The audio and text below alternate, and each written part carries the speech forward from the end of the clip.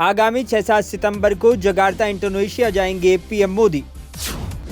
G20 सम्मेलन में शामिल होने 7 सितंबर को भारत आएंगे अमेरिकी राष्ट्रपति जो बाइडेन। अरविंद केजरीवाल सोमवार को राजस्थान के जयपुर में लॉन्च करेंगे आम आदमी पार्टी का गारंटी कार्ड। युवा मितान सम्मेलन में शामिल हुए राहुल गांधी, बोले पीएम मोदी अरबपतियों के लिए करते हैं काम। छत्तीसगढ़ के 2 दिवसीय दौरे पर केंद्रीय गृह मंत्री अमित शाह पहुंचे, आरोप पत्र किया जारी।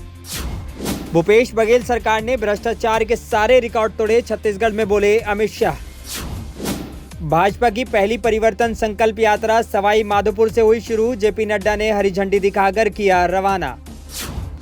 प्रतापगढ़ का वीडियो चौंकाने वाला, राजस्थान में नदारद है शासन व्यवस्था, जेपी नड्डा ने दिया बयान। सीएम अशोक गहलोत ने प्रतापगढ़ में पीड़िता और उसके परिवार से की मुलाकात। अनंत आसमान की तरफ चला भारत का अभिमान, आदित्य L1 श्रीहरिकोटा के इसरो की कामयाब लॉन्चिंग। शिरोमणि अकाली दल के अध्यक्ष सुखबीर सिंह बादल के काफिले पर हुआ पथराव। नोएडा सेक्टर 24 स्थित ESI हॉस्पिटल के OPD में लगी आग। 18 से 22 सितंबर तक लोकसभा की कार्रवाई चलेगी, नोटिफिकेशन किया गया जारी। एक देश एक चुनाव कमेटी में अमित शाह, अधीर रंजन को मिली जगह। बैंक घोटाला, नरेश गोयल को 11 सितंबर तक ईडी की कस्टडी में भेजा गया।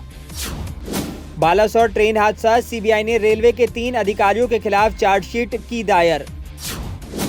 केंद्रीय मंत्री परिषद की बैठक 7 सितंबर को, सभी मंत्रियों को मिलेंगे पीएम मोदी।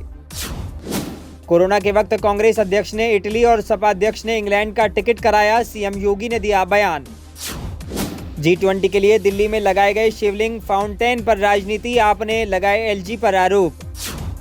तमिलनाडु के पूर्व सीएम और AIADMK से निष्कासित नेता OPS ने सुपरस्टार रजनीकांत से की मुलाकात।